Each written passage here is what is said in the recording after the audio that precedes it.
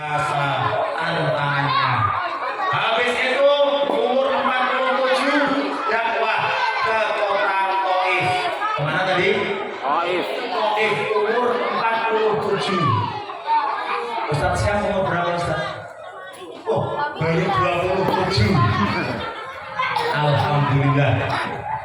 Umur 47 tidak cuma dicemooh, dilempari dengan batu, dilempari dengan kotoran. Dakwahnya Nabi umur 47 di Taif. Halo. Dilempar dengan apa tadi? Kotoran, dilempar dengan batu. Beda dengan Saifuddin. Saifuddin dakwah dilempari dengan amplop. Masya Allah. Oh, saya tidak pernah. Maaf, saya tidak pernah mikir amplop itu tidak pernah. Tidak goyang saya amplop itu.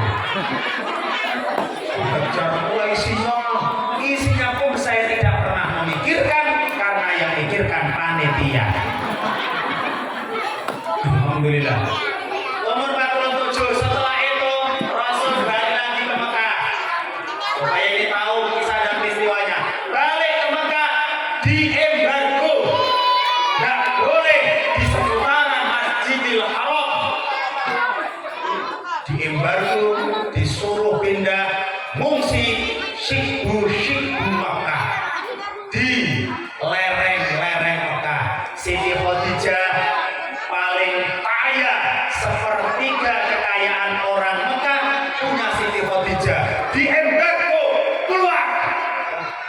Tidak sebentar, 3 tahun, yaitu beliau tidur yang tadinya tidurnya di kasur empuk luar biasa, tidurnya akhirnya karena mengungsi di situ Mekah, lereng-lereng bumi Mekah selama 3 tahun, tidurnya akhirnya di tenda-tenda. Ya Allah, akhirnya tidak lama beliau sakit. Siti Khadijah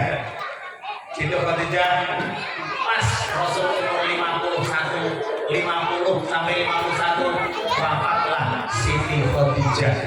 Ya Allah, tidak lama setelah Siti Khadijah wafat, paman beliau Abu Thalib wafat juga, yang paling membela. Ya Allah. Setelah itu Rasul sedih. Halo. Bapak Ibu jamaah semuanya pernah sedih apa tidak? Nah, Nabi juga pernah sedih, manusiawi.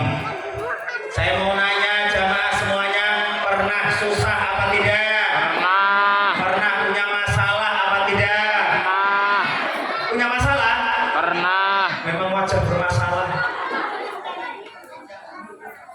Nabi Muhammad sedih sehingga Nabi menyampaikan di waktu tersebut, tahun tersebut namanya Amul Huzni, tahun duka cita. Tahun apa namanya?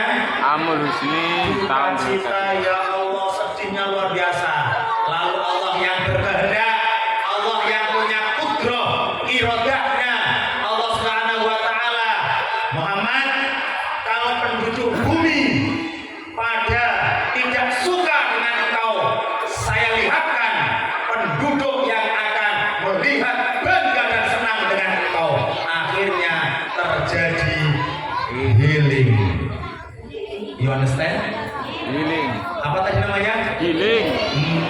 Masya Allah. Rasul diajak jalan-jalan, yang mau bukan Nabi, yang berkehendak adalah Allah. Saya mau nanya, yang punya kudrah siapa? Allah. Jawab Allah, bukan Allah itu saja. Yang punya kudrah siapa? Allah. Yang punya iradah siapa? Yang punya kuasa siapa? Yang punya kehendak siapa? Sehingga Al-Qur'annya dibaca oleh beliau guru kita tadi, ori luar biasa. Subhanalladzi asra bi 'abdihi laila. Asra ini kalau anak pondok pesantren ngajinya nahwu, sorof, ma'ani, badik, bayan, balaghah, yaitu huruf asra ia disebut dengan hamzah kotok, hamzah yang pasti. Asro sulasi mujarotnya saro,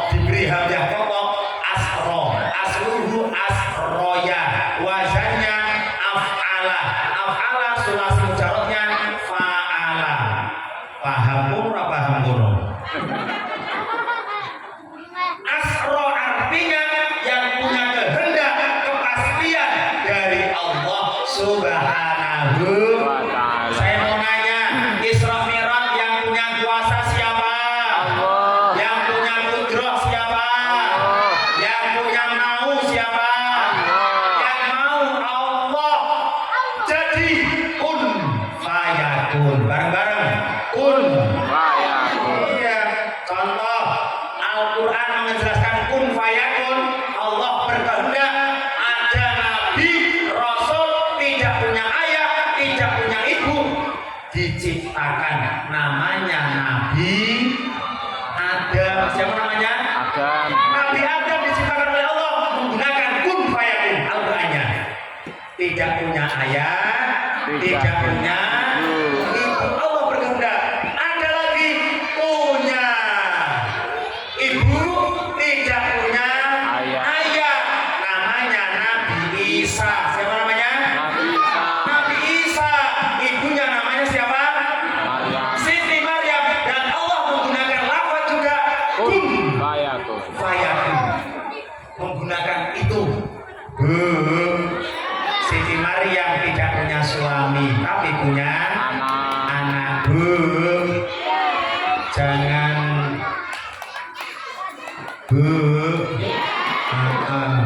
jangan ada Siti Maryam di sini loh ya. Allah karim. Ya Allah, ya Allah. Gimana? Allah karim. Itu Allah yang berkehendak. Jelas Al-Quran surah Ali Imran-nya itu. Oleh karena itu yang berkehendak Isra Mi'raj adalah Allah. Banyak yang kehendak Allah, Nabi tinggal ikut. Contoh lagi, misalnya contoh lagi. Ini kehendak Allah ini.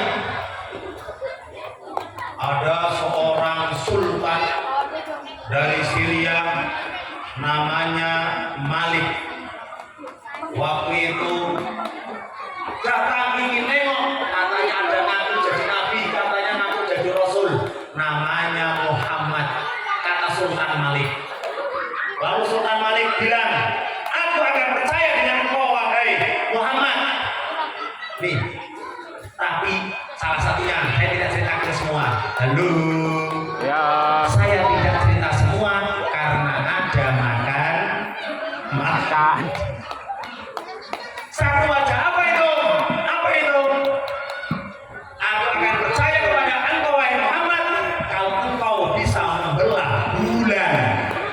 Jamaah bisa membelah apa? Bulan. Allah berkehendak.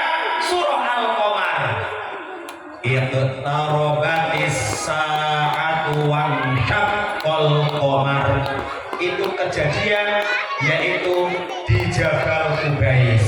Jabal Qubais itu dekat dengan hotel Mira Hajiat Mekah yang saya tempati. Oleh karena itu yang kepingin ke Jabal Qubais silahkan ke Mekah bareng sama saya. Halo. Insyaallah tanggal 23 saya nanti berangkat ke Mekah lagi bimbing umroh baru ke 45 Masya Allah. baru ya Pak ya, baru insya Allah. Labbaik Allahumma Labbaik